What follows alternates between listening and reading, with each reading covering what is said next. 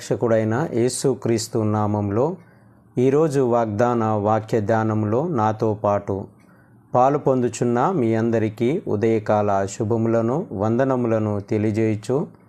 మన విశ్వాస, ఆధ్యాత్మిక, సామాజిక జీవిత విలువలను పెంపొందింప చేయగలిగిన వాగ్దానమును కలిసి ధ్యానించుటకు సంతోషిస్తూ ఈ వాక్య ధ్యానంలోనికి ప్రేమపూర్వకంగా మిమ్మలను ఆహ్వానిస్తూ ఉంటున్నాను.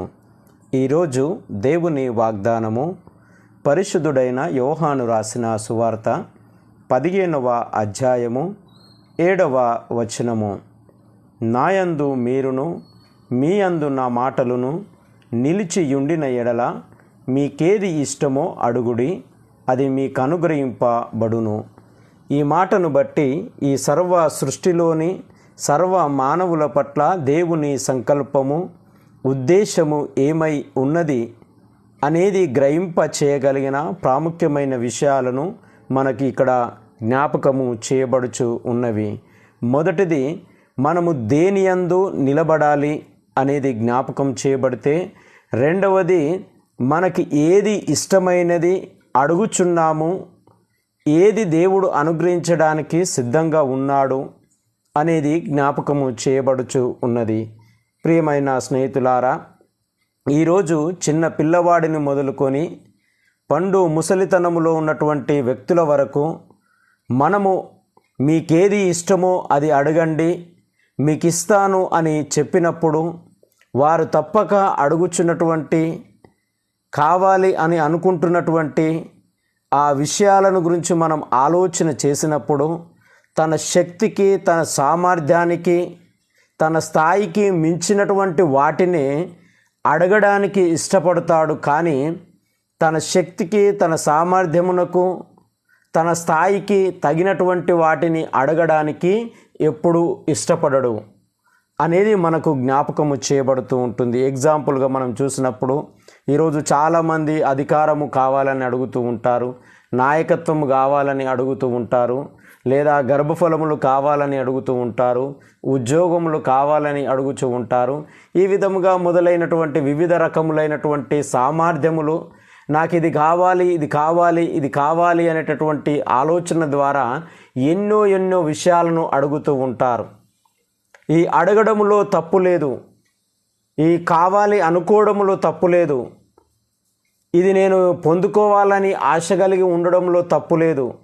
కానీ దేనిని మనము అడుగుతున్నామో, ఏది మనకి ఇష్టమైనదని అనుకుంటున్నామో దాని యందు మనము నిలకడగా నిలిచి ఉండి అడుగుతున్నామా అనేది ఇక్కడ ప్రాముఖ్యమైనటువంటి విషయం. ఈరోజు ఉద్యోగం కావాలనుకున్నావండి, దేవుడు నీ కృపను చూపి అనుగ్రహించినాడు. ఆ ఉద్యోగం నీకు ఎందుకు ఇవ్వబడ్డది? లేదా ఒక నాయకుడిగా నీవు ఎన్నిక చేయబడ్డావు, ఆ నాయకత్వం నీకు ఎందుకు ఇవ్వబడ్డది? లేదా ఒక గర్భఫలం నీకు ఇవ్వబడ్డది, ఆ గర్భఫలం నీకు ఎందుకు ఇవ్వబడ్డది? నీవు దేని యందు నిలిచి ఉండాలని ఇవ్వబడ్డది అనే విషయాలను కాపాడుకోవడంలోనూ సంరక్షించుకోవడంలోనూ విఫలమై అధికార దుర్వినియోగముకు పాల్పడుచు జీవిత విలువలను, మానవ స్థితిగతులను, మానవుని జీవితంలో ఉండాల్సినటువంటి ఆ దీవెనకరమైనటువంటి స్థితిగతులను విచ్ఛిన్నము చేసేటటువంటి ఆలోచనల ద్వారా నింపబడి అడుగుచున్నటువంటి విధానము మనకు జ్ఞాపకం చేయబడుతూ ఉంటుంది. ఈరోజు చాలా మట్టుకు మనం చూసినప్పుడు ఇలాంటివే జరుగుతున్నట్లు మన జ్ఞాపకం చేయబడుతుంది. అనగా తన లక్ష్యానికి, తాను చేయగలిగినటువంటి సామర్థ్యం ఉన్నటువంటి విషయాలకు అతడు నిలిచి ఉండి అడగట్లేదు, కానీ దుర్వినియోగం చేయడానికో, ధనం సంపాదించుకోవడానికో, సకల సౌకర్యాలతో తులదూగాలనేటటువంటి ఆలోచనతో, దుర్వినియోగం చేయాలనేటటువంటి ఆలోచనతో మానవుడు తన స్థిరత్వాన్ని కోల్పోయేటటువంటి వాటిని అడుగుచున్నట్లుగా మన జ్ఞాపకం చేయబడుతూ ఉంటుంది. ఈరోజు వాగ్దాన సందర్భంను మనం గమనించినప్పుడు కూడా యేసుక్రీస్తు ప్రభుల వారిని అనుసరిస్తూ వెంబడిస్తూ జీవిస్తున్నటువంటి లేదా ఆయనతో కలిసి నడుస్తున్నటువంటి శిష్యులతో యేసు ప్రభుల వారి మాటలు మాట్లాడుతూ ఉంటున్నారు. ఏమని జ్ఞాపకం చేస్తున్నాడు అంటే, నాయందు మీరును మీ యందు నా మాటలు నిలిచి ఉండిన ఎడల మీ జీవితము, మీ ప్రవర్తన ఏ విధంగా ఉండాలి అంటే దేవునిలో మీరు నిలిచి ఉండాలా, దేవుడు మీలో నిలిచి ఉండాలా. ఎంత గొప్ప ఆలోచన మనకు జ్ఞాపకం చేయబడుతూ ఉంటుంది.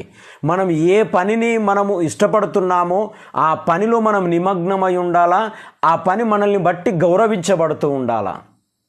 ఏ అధికారం మనం పొందుకోవాలనుకుంటున్నామో అధికారము న్యాయవంతంగా జరిగించాలా, అధికారము అనేది అనేకులకు ఉపయోగకరంగా ఉండాలా. ఏ బిడ్డలు కావాలని మనం అనుకుంటున్నామో ఆ బిడ్డల ద్వారా దేవుడు సృష్టికి, మానవ మనుగడకు ఉపయోగకరమైనటువంటి బిడ్డలుగా ఎదగగలగాల. వారు ఎదుగుతూ ఉన్నటువంటి పరిస్థితిని బట్టి మనము దేవుని సన్నిధిలో ఆనందించగలగాల. ఇలాంటి స్థితి మనకు జ్ఞాపకం చేయబడుతూ ఉంటుంది. అందుకే మీరు నా యందు నిలిచి ఉన్నప్పుడు, నా మాటలు మీ యందు నిలిచి ఉన్నప్పుడు మీకేది ఇష్టమో అది మీరు అడగండి, అప్పుడు దేవుడు దాన్ని మీకు అనుగ్రహిస్తాడు అనేది జ్ఞాపకం చేయబడుతూ ఉంటుంది. మన జీవితాలలో మనం ఎక్కువగా అలవాటు ఏంటంటే మనకిష్టమైన వాటినే అడుగుతాం. అది ఇతరుల ప్రాణమును కావచ్చు, ఇతరులు నశించాలని కావచ్చు, వాడు బాగుపడకూడదు అని కావచ్చు, ఇది నేను నా కపటమును, నా కక్షను, నా ఈర్ష్యను, నా పగ ద్వేషాలను నేను నెరవేర్చుకుంటాను అనేటటువంటి అధికార దుర్వినియోగ ఆలోచనతో మనం అడుగుతూ ఉండవచ్చు. కానీ అడిగిందల్లా దేవుడు ఇవ్వడానికి సిద్ధంగా లేడు.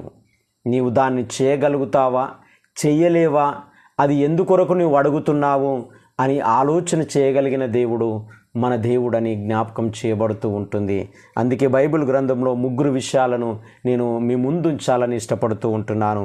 మొదటిగా అన్న అడుగుతూ ఉంటుంది, అయ్యా నా జీవితంలో ఇది కొదవగా ఉంది, నా జీవితంలో ఈ అవమానం నేను భరిస్తూ ఉంటున్నాను, ఈ దుఃఖానికి, ఈ మనోవేదనకు నేను దుఃఖముకు లోనవుతూ ఉంటున్నాను, నాకు ఒక గర్భఫలం ఇవ్వవా. ఆమె దేవుని యందు నిలిచి ఉందండి. దేవుడు ఆమె యందు నిలిచి ఉన్నాడు. ఆయన వాక్యం మీద ఆమె ఆధారపడ్డది, ఆయన మీద ఆమె ఆధారపడ్డది. వెంటనే దేవుడు తన యొక్క మొరను ఆలకించి గొప్ప దీవెనకరమైనటువంటి రాజులను సైతము, ప్రవచనాలను సైతము అందించగలిగినటువంటి కుమారుణ్ణి ఆయన ఆమెకు ఇవ్వగలిగినటువంటి స్థితిలో మనం చూస్తూ ఉంటున్నాం. అందుకే ఆయన మాటల యందు మనం నిలబడాలా, మనలో ఆయన మాటలు నిలకడగా ఉండాలా. అప్పుడు మనం ఏది అడిగినా ఆయన చేయగలిగిన దేవుడు. రెండవ సందర్భాన్ని మనం చూసినప్పుడు సొలొమోనుకు దేవుడు ఇస్తున్నాడు, నీకేది ఇష్టము నువ్వు అడుగు అంటున్నాడు. ఆయన దేవునిలో నిలిచి ఉన్నాడు. ఎందుకు నిలిచి ఉన్నాడయ్యా అని ఆలోచన చేసినప్పుడు, అయ్యా నీ ప్రజలు చాలా విశాలమైనటువంటి వారుగా ఉన్నారు, వారిని నేను నడిపించడం నా వలన కాదు, నా జ్ఞానంకు సరిపోదు, నీవు వీరిని సంరక్షించేటటువంటి జ్ఞానము నాకు దయచేయమని అడిగినాడు. ఆయన దేవుని యందు నిలిచి ఉన్నాడు. దేవుడు ఆయన యందు నిలిచి ఉన్నాడు కాబట్టి ఆయనకిష్టమైన దానిని దేవుడు అనుగ్రహించి గొప్ప రాజుగా, గొప్ప జ్ఞానిగా దేవుడు తీర్చిదిద్దినట్టుగా మనం చూస్తూ ఉంటున్నాం. మరొక సందర్భాన్ని మనం చూసినప్పుడు పరిశుద్ధ గ్రంథంలో లాజరు సమాధిలో ఉన్నాడు. సమాధిలో ఉన్నప్పుడు యేసుక్రీస్తు ప్రభుల వారు మనవి చేస్తూ ఉంటున్నాడు, ఏమని?